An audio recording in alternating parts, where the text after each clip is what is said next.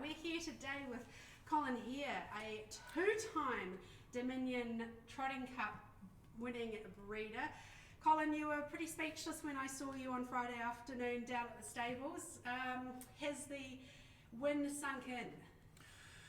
To be fair to say, it's taken a considerable amount of time to actually get back to the reality and absorb what the horse achieved. It was such an incredible performance. So yes, it has taken some time, but we are, I think, almost back to normality now. So it may only be your name in the book, but Nancy's a huge part of the operation as well. Yes, Nancy is a big part of the brood mares have always sort of been in my name, but as soon as the horses qualify, we transfer them across, so they're in our joint names. But yes, she's the another unpaid stable hand around the horses. So of course, you are a small-time breeder. The horses are based at your property, so you're really hands-on with them. Yes, the horses are there, virtually most of the time. The mares go up to Waiea to be served, and then go back up again for foaling. But other than that, they're at home, and of course it's the same with the race horses. They go out to get broken in, or alternatively, go out to race. But when they're spelling, most of the time they come home, and at home we've got the dry mares and a few old retired mares and horses. It's very easy to accumulate them. So how many mares are in your dry mare mob at the moment? There's two mares which are basically retired, and the two dry mares are Start On, the mother of SUNDEE'S Son, who's now 23, so in effect she is retired, and her sister Lara Lass. So I would assume that Lara Lass is the one that's been bred this year? No, those are the two dry ones at home. The two, I've got two up at Waiea. I've got Gemstone, who was the mother of Woodstone, and a unraced half-sister to SUNDEE'S Son, who is also, she's just been served and is. So yeah. Who was the lucky matches for these lovely ladies? The half to Malaya, who was the half to, who was by the prayers. The half to SUNDEE'S Son went back to the well, Majestic Sun, and Gemstone to Elite Stride. So you did have the right hat on Friday when you were wearing your Alabar stud hat then? Yes, well the idea of that is I'd been talking to Graham Henley for some time concerning a hat, and he did say to me that it would probably require me to win the Dominion, and eventually we managed to win the Dominion, and I got a hat, and I'm now thinking I need to ask him for a second hat because I've won a second Dominion.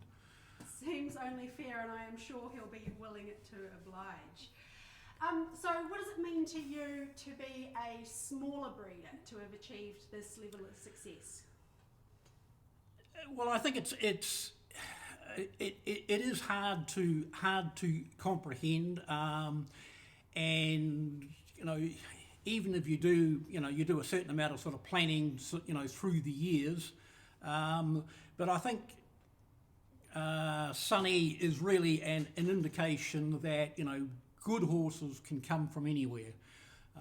If you think of the being a trotting breeder, I always go back and sort of refer to trotters, and if you go back and consider the best ever trotter, Lyle Creek, of course he was pacing bred and being sired by Royden Glen, who left, I don't think he actually left very much at all in regard to paces, but he left an absolute freak of a horse.